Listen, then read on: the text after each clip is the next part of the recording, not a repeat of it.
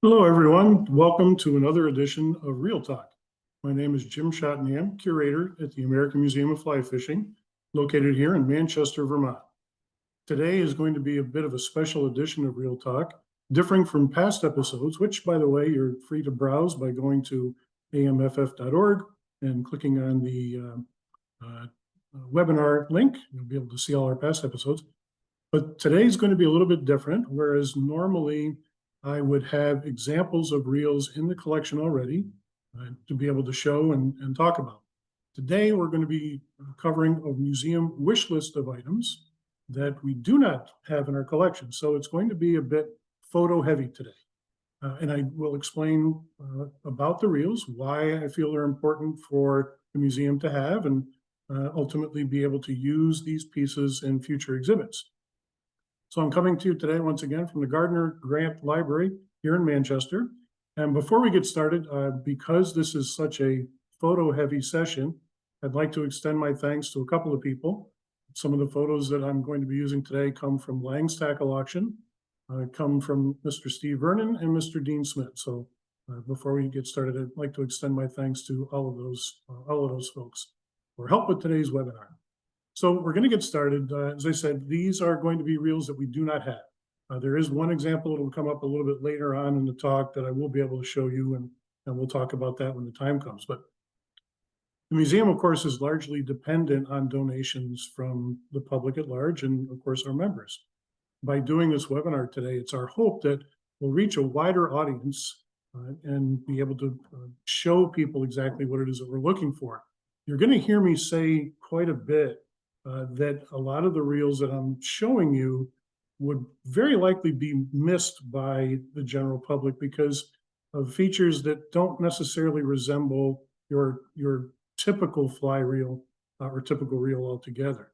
As a result, I think a lot of these artifacts go largely unnoticed, unidentified, and subsequently tossed away. Because the museum is all about preserving the history of the sport, we want to save as many of these pieces as we can. Avid collectors, of course, are going to recognize a lot of these pieces. There may be some surprises even for advanced collectors, but as I mentioned early on, we do depend on a lot of donations for things in the collection. And because I would very much like to have these for future exhibits to help tell the stories that we tell, we'd like to get some for the collection. So with that, as I said, this is going to be a photo-heavy session. So we're going to get started with our first reel. That is probably something that your seasoned collectors are probably going to be familiar with. This is a little all-round number 50 reel. And when I say little, don't let the size on the screen fool you. This is a tiny 2-inch diameter reel. It is stamped only with number 50 all-round, but it is based on a patent from Andrew Hendricks from Connecticut back in 1892. The features of this reel, not only being lightweight, but it does have a little click on the backside.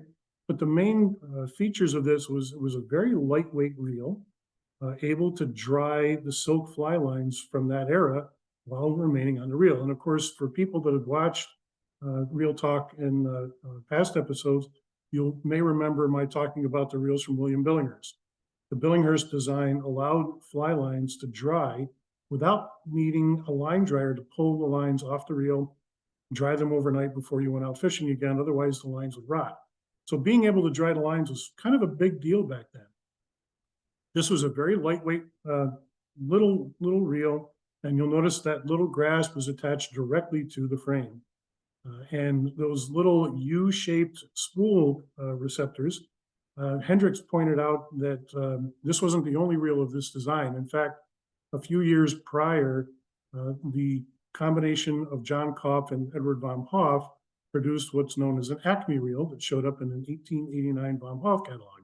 So these reels are somewhat similar in design, but the design patent for these, as I said, is something that showed up in the Hendricks line. Now, they're not marked Hendricks, and of course, there are some that believe that because it's not marked Hendricks, they typically did stamp their names with patent dates directly on the reel foot. This one lacks a Hendricks name, but it is certainly I think we can all agree, based on the Hendricks patent that I'm showing here, dated June 7th, 1892.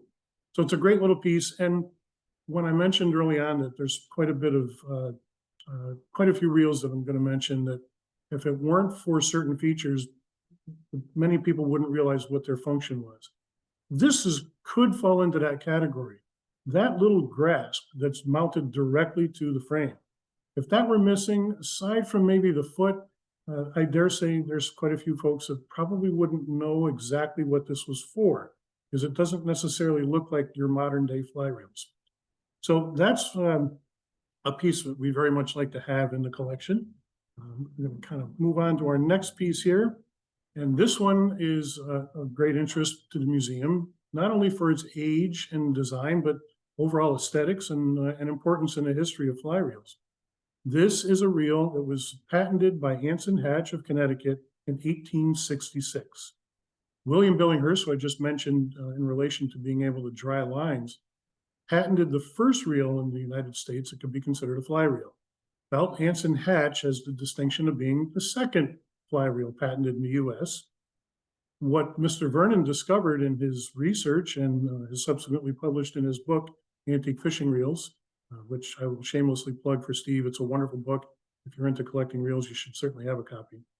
But Steve was able to discover that the Anson Hatch reels were in fact made by someone other than Anson Hatch. These were produced by a gentleman named George Brown from Connecticut, who was his name is familiar to toy collectors. The toys that he produced are very, very collectible. The reel that he made for Anson Hatch is also very collectible. What's different about the Hatch reel from the Billinghurst reel is simply the way it's constructed. The Billinghurst reel required soldering numerous rings onto the outer spool. The Hatch reel and the improvements of which Mr. Hatch was very proud to pronounce in his description in this ad, this was formed by two stamped sheets placed together. So the spool that you see in the advertisement is two sheets pressed together, fit over a spindle, and then placed inside that wide rim. Mr. Hatch did point out that his design and the improvement allowed lines to not necessarily become tangled.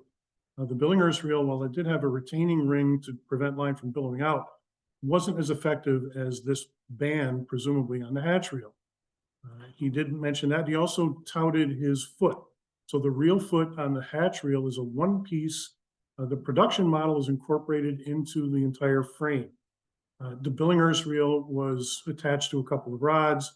Over time, that could come loose, and for reels that had riveted construction, those would eventually work their way free. The Hatch reel did not suffer those things, and it was pretty rigid. The next photo I have here is an actual Hatch reel, and you'll notice that that crossbar underneath the spool and the subsequent foot that runs east-west, that is all incorporated into one piece. This, again, is something that I firmly believe, if it weren't for that little handle grasp, this is something that people would probably look at and not have any idea what its purpose was, and subsequently throw them out. So it's important that we preserve these reels. I'd very much like to have one in terms of the development of fly reels in the United States.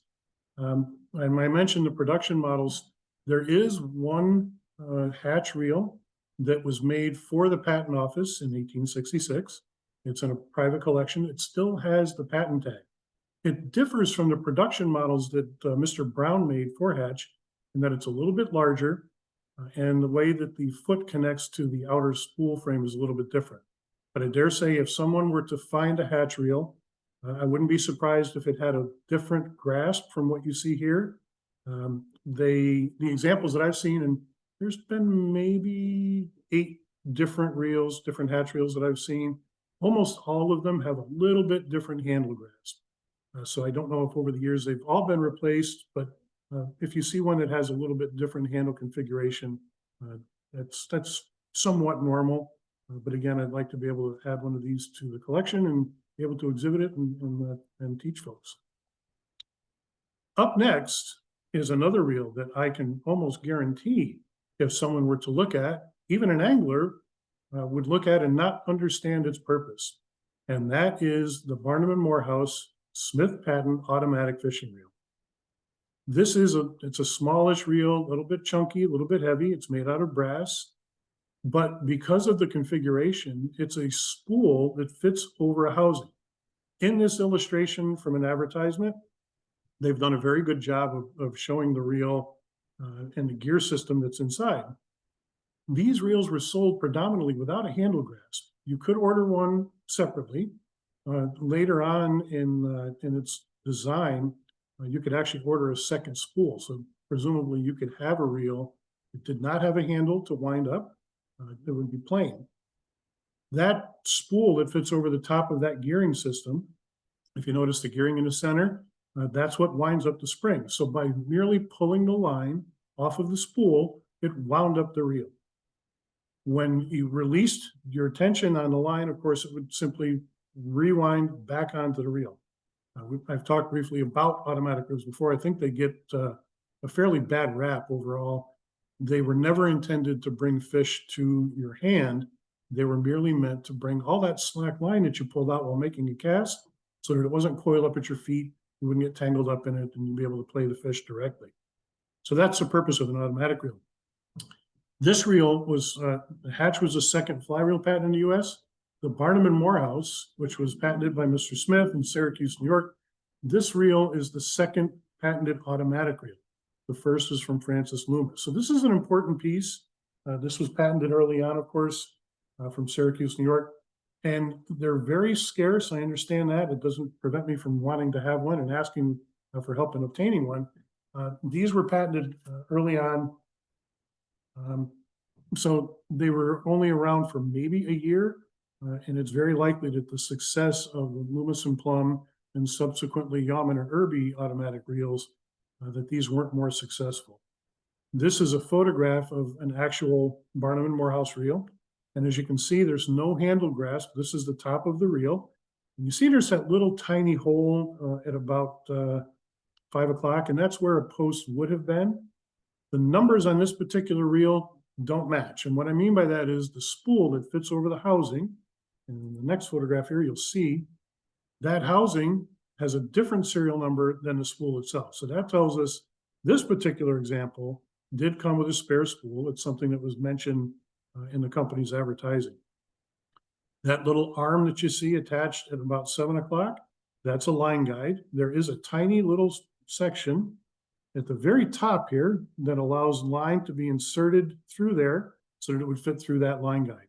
So once again, to folks that aren't in the know in terms of collecting, if you were to pick one of these up at a yard sale or see it at a yard sale, because there's no handle, the only thing that would give a clue that it was a fishing reel is the foot.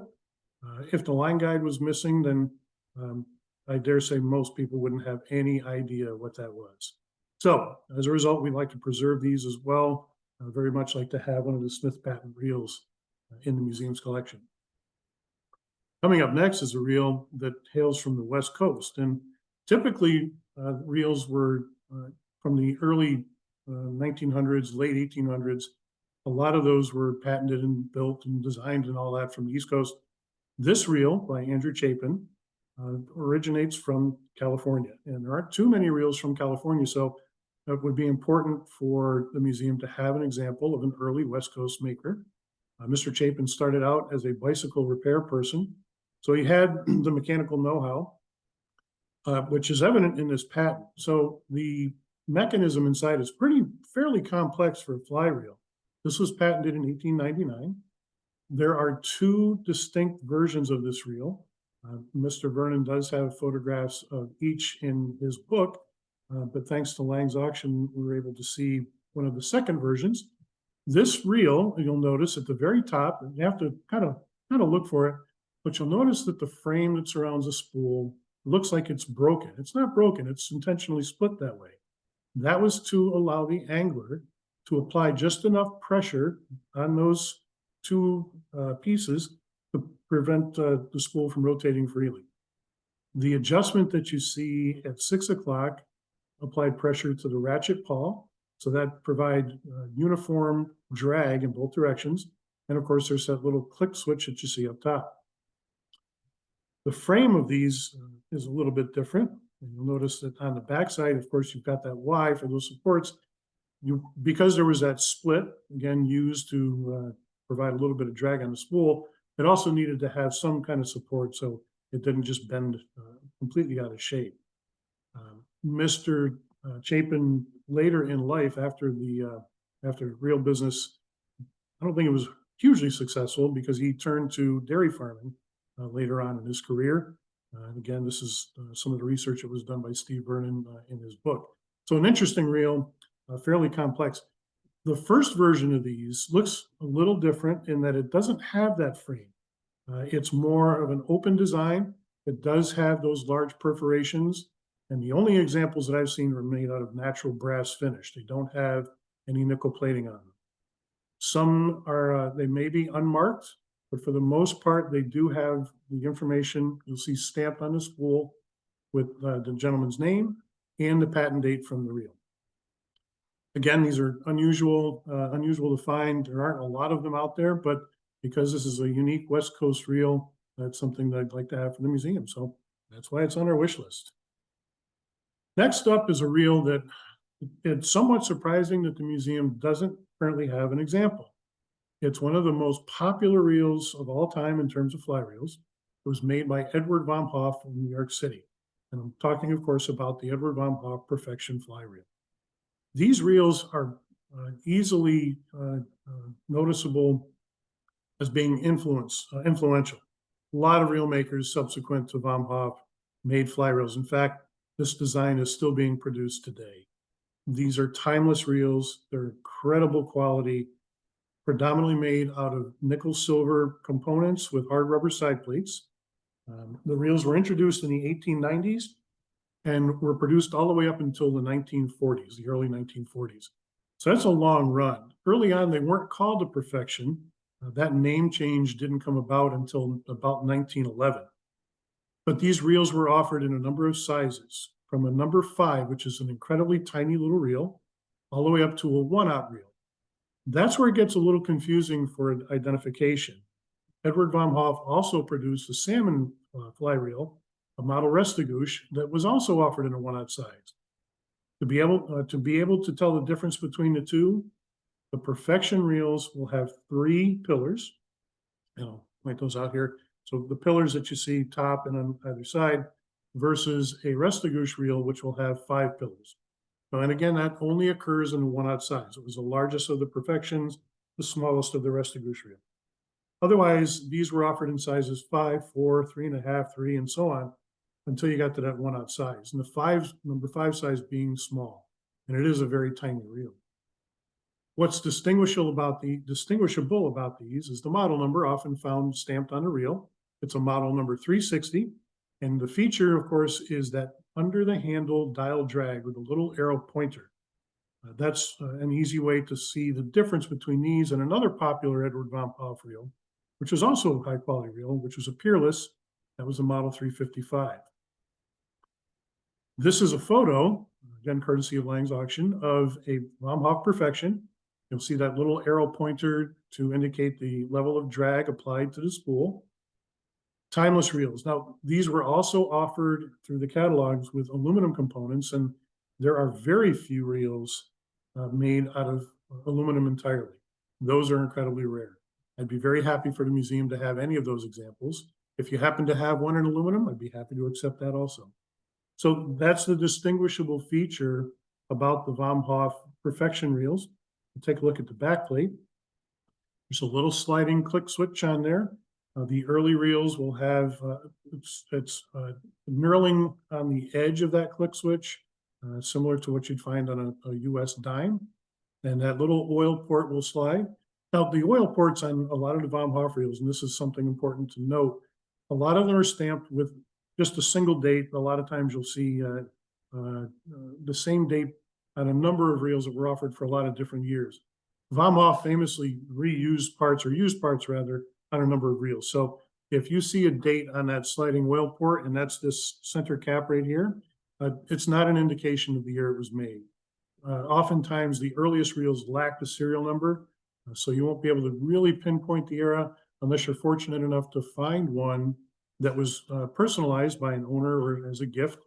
You do find those. Von Boff offered that service to have those reels engraved. But later reels did have a serial number, and oftentimes you can use that to correlate to the date of manufacture. So again, it were called perfections after 1911 up until about 1942. Cercione and Bellinger and countless others have used this design for their own reels. It's surprising to me that after all this time, the museum doesn't have one, but we'd like to correct that and get one for the collection to be used in exhibits. So great reels. The next reel we'll talk about here is a little bit unusual. And again, I understand that a lot of these reels are very rare. There's not a lot of examples out there. I understand that's going to be a bit of a challenge, but I think it's definitely worthwhile for us to mention these and ask for help obtaining them. This particular reel is from George Gates, and you'll notice that it has a tag. This was an example that was in the patent office as an example. In the early days, the patent office did require examples before they would issue a patent. This particular reel currently resides at the Smithsonian Institution. So that's a pretty important piece. The Smithsonian, of course, being one of the most prestigious museums. The Gates reel was made in two sizes. You'll see that, of course, it's hard rubber and nickel silver. They were mostly built for salmon reels. And one of the things that's unusual about this piece, and something that's definitely worth mentioning and worthwhile for inclusion in the museum, is the drag system that they used. But Mr. Gates, in his patent, was quick to point out that with a direct drive reel, a 1-to-1 retrieve ratio, if you had a big fish on and the fish decided to make a short run or a quick burst run, that handle would, of course, spin uncontrollably. He thought that was somewhat, for lack of a better term, thought that was kind of dangerous. So his mechanism allowed some friction on the spool, was activated by that handle that you see there on the faceplate. I believe, yes, I do have a photograph of the smaller version, cleaned up just a little bit. That's not the model that was given to the patent office, but that allowed the spool to rotate under a little bit of pressure so that you wouldn't have a tendency to lose those fish from your line breaking, that sudden burst of speed. And more importantly, you wouldn't have to worry about that handle spinning wildly around and knocking your knuckles. A lot of folks refer to reels like that as knuckle busters. So that's an important piece. This was patented in 1888. I understand, like I said, these are pretty rare pieces, but certainly worthwhile for inclusion in the museum. Next reel up on our list here is something that's instantly recognizable by some of the features found on the reel. This was the brainchild of Frederick Malleson. He patented this reel in 1883. And for the most part, they were unmarked, but that's only because you need to take the reel apart in order to find the stamping. So Mr. Malleson was part of the firm of Conroy, Bissett, and Malleson in New York. That was a short-lived partnership from generally 1881 to 1883, when Malleson left the firm. The reels were retailed through a number of tackle retailers. This, of course, you'll see that nowhere on this advertisement that you're looking at does it mention the name Malleson. But I can pretty much promise you that if you were to take the rear cap off, you would find that. So that's first ad. The second, of course, you'll see that it mentions that it is a multiplying reel. And that's a little bit different. Multiplying reels, for the most part, had an offset handle to allow the gears to mesh. The Malleson reel, which is a really neat piece, has a cap that covers a 4-gear train and a back plate. So this is truly a multiplying reel. The other interesting feature on this, and one that everyone enjoys looking at, is that little arrow pointer on the front. That's a little click switch. And the best part about that is when you turn the handle on those reels, that little arrow twitches back and forth every time that reel clicks. In order to find the stamping or the name on these reels, you need to take the back cap off and reveal those reveal the gears underneath. That's where you're often going to find the stamp from Frederick K. Malleson, 83. Now, this is the sole example that the museum has. This is a photograph of a reel in the collection. And I do have that here. I'm going to share that with you here. So you've got that photograph, but this is the little reel that we have. Now, what's interesting about this particular reel, this one is not marked Malleson. It is in fact stamped with the logo from Conroy, Bissett, and Malleson. It may be a little difficult to see, but it is up here. Get that light just right. You may not be able to see it. Anyway, it's the fish logo, Conroy, Bissett, Malleson, and underneath that, it says patent applied for. So this is an early example. Now, the condition of this is a little rough. It's missing the counterbalance weight on the handle. It has a repair that you can see here, those little rivets in order to keep that in place. The foot is a little misshapen. And of course, there's some light corrosion here and there. But this reel is very important in that it came from L.C. Hawes, from the Hawes collection. Of course, rod collectors will instantly recognize the name.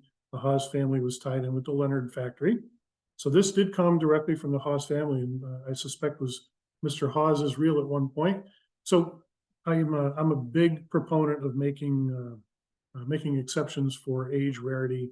This is pretty rare because it came from the Hawes family. But I'd very much like to have a nicer example, something a little bit cleaner. This is that tail plate that I was telling you about that you need to take off. So this is the cap, you can see here, held on by those two screws. And on the standard Malleson multiplying reels, if you take that cap off, that's where you would see the gear train, and very likely where you're going to find that. So I'm going to pop on my other glove here so that I can show you that little arrow clicker. Hopefully it'll perform for us here. I can get that. There you can see it. You can see it kind of clicking away there. So anyway, it's a neat feature on these little reels. Again, they're not overly common. Malleson casting reels are readily available to collectors, but that little multiplying reel is a little scarce. You'll find them not of aluminum. That's the only aluminum example I'm aware of. But you'll find them with nickel, silver, and hard rubber side plates. You'll find them with all brass, all nickel plated. So there's a couple different sizes available, but all of them will be multiplying reels with that center post. So again, very much like to have one for museum. If you know someone that has one, or if you yourself have one, and you'd like to donate it for our exhibits, I'd like to have it. So I'm going to go back to sharing the screen for our last reel. This one coming up is something that's near and dear to me. This is a Frederick Skinner reel. Frederick Skinner, it was issued a design patent in 1848. It's an English reel, but this is the reel that's very likely the precursor to the Morgan James and the William Billinghurst reels that were manufactured in the U.S. a couple years later. The Skinner design was first in a lot of ways. It was mounted on its side, so it was a horizontal mount. From the drawings, I'm going to try to expand these up a little bit so you can see it a little better. Get this centered here. So you'll notice that the reel on in the original drawings, and these are the design drawings from the British Patent Office for this design. You'll notice that it has a spike foot as opposed to your standard reel foot. And there again, if you were to look at one of these, you didn't know what it was. Chances are good with those spike feet, you wouldn't know it was a fishing reel. The spike, of course, as you can see in the illustration there on the right, just went through a hole in the rod, and the wing nut would secure it in place. Later examples do have your standard reel foot. You'll find that as the example on the left has a solid spool face, the majority of the reels from Skinner have perforations. So, side-mounted reel, perforated to allow the lines to dry while still on the reel, small size, compact, and we do have a picture of an actual example. Once again, I'm going to blow this up, courtesy of Lang's Auction. So you'll notice a couple of things. It has a drag setting, that knurled button that you see at about 2 o'clock on the reel. Simply applied pressure to the spool rim. It had a very small, tiny grasp. So for people that had large hands, I bet they found it difficult to maneuver this reel. This example, as you can see on the left-hand side, has a standard foot. There aren't very many examples that I'm aware of in the States.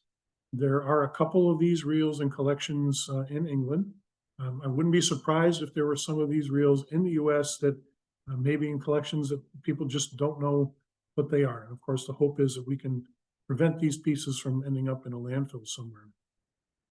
So that's our museum wish list. And I will share with you that we have published the museum wish list in the journal from time to time.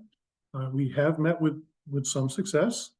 We did put out requests for an Albert Pettingill side mounted reel that we were able to obtain. We've also been able to add some flies to the collection as a result of the wish list. In fact, we received quite a few flies that we had asked for, some of the tandem flies that are in the museum's collection. So, of course, we're going to use these for exhibits here in Manchester. We also have a gallery in Springfield, Missouri. We do have traveling exhibits. We currently have an exhibit that's only going to be up for a few more days. We're doing this webinar in late May. By early June, we'll be bringing that back. But so we do exhibits all over. Of course, we're building more and more. We'd like to have some of these pieces for some of these exhibits. So if you're not a museum member, lastly, I'd like to encourage you to join. You can find us at www.amff.org. You can find a join button there. We're constantly updating new content. We, of course, have all these webinars. We have Streamer Time with Scott Byron. We have episodes of Tackle Talk with Dean Smith. We've had Jonathan Larrabee on as well, and a couple others, Jeffrey Hatton, John Markey for Rod. So I encourage you to go out there and take a look at some of those old webinars. And once again, I'd like to extend my thanks to Lang's Auction, Steve Vernon and Dean Smith for help with some of the photographs. And of course, if you have any questions, I'm happy to answer. You can find my contact information on the website, amff.org. Click the About Us tab, and you'll find my name there. I hope everyone enjoys their day. Thank you for listening. And again, I hope we were able to add some pieces to the collection. Thank you.